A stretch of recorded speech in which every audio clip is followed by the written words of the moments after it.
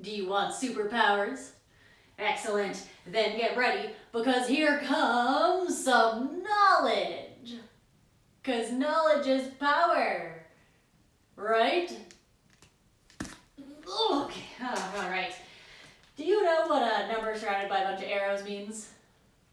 Not exactly. This is a resin identification code, and while I too used to think I could just throw things with this code on a blue bin, unfortunately, it does not bestow universal recycling superpowers. No, don't eat it! Now, while many types of plastic are recyclable, they're not all accepted at every recycling depot. And if we send plastic in that a depot can't process herself, they'll just send it to landfill anyway. Like plastic middlemen, the henchmen no supervillain would want. Fair. Anyway, resin identification codes started in the 1980s as a way for recyclers to know what resin a plastic is made from so they could properly sort different plastics. Because saying plastic is like saying superhero.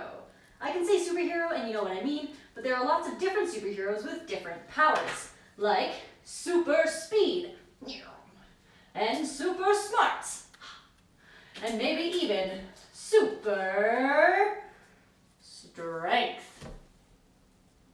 Now, just like how different superheroes have different powers, there are thousands of different plastics with different properties like durability, stretchiness, and transparency. A plastic's different property powers are determined by the chemical composition of the plastic, which is what the number inside the recycling symbol is all about. So, if you see a number 1, that's polyethylene terephthalate, known as PET or PETE. This is the most commonly used plastic worldwide for things like food containers, single-use plastic bottles, and polyester fabric. Its superpowers are strong, lightweight, hygienic, and shatterproof. If there's a number 2 in the symbol, that's high-density polyethylene or HDPE. This plastic is super strong and durable, so it's used in building materials and packaging heavy or corrosive liquids like shampoos, cleaning products, and maybe evil villain chemicals and stuff. A number 3 tells you it's polyvinyl chloride, or PVC.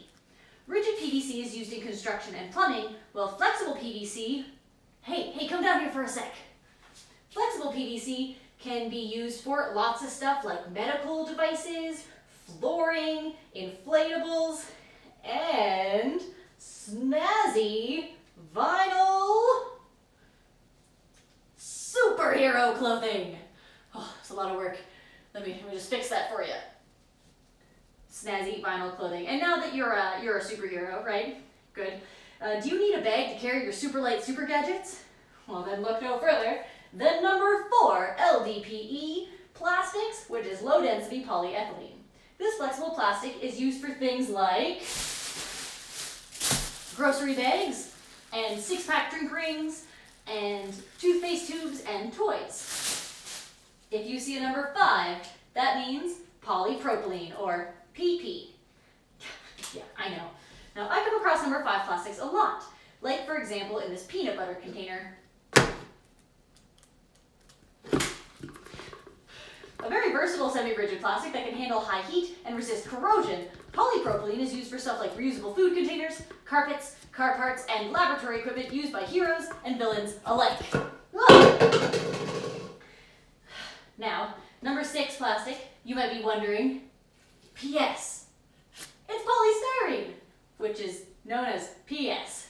Now, its rigid form is used for things like CD cases, petri dishes to grow mutant henchmen probably, and disposable razors. And then its lightweight form, expanded styrofoam, is a great insulator that's mostly used for packaging and food and drink containers like takeout coffee cups and affordable coolers. And finally, number 7 is other? It includes all of the other types of plastic, like acrylic, nylon, polycarbonate, bioplastics, and mixed plastic products like deodorant tubes. So it's neat for sure that resin identification codes exist and tell us about the plastic, but they don't mean you can throw a product in the blue bin. In fact, while it's possible to recycle most types of plastic, it's really only plastic types 1 and 2 that are commonly recycled. Sometimes this is because of economics, like with number 6 super lightweight styrofoam. Recycling an entire truck of styrofoam only produces a tiny amount of reusable resin, so the cost of transporting the styrofoam is higher than the value of that resin.